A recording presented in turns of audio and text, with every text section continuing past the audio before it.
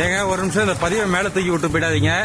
இதேமாரி கஷ்டப்பட்டு உழைக்கும் உழைப்பாளிகளுக்கு ஒரு லைக் போட மாட்டீங்க. ஏதோ கண்ட சினிமாக்கள்லாம் லைக் போட்டு முன்னேற்றுறீங்க. இதேமாரி ஒரு உழைக்கின்ற உழைப்பாளிக்கு ஒரு லைக்கை போட்டிங்கன்னா உங்கள் மூலமாக அவங்க பயனடைவாங்க.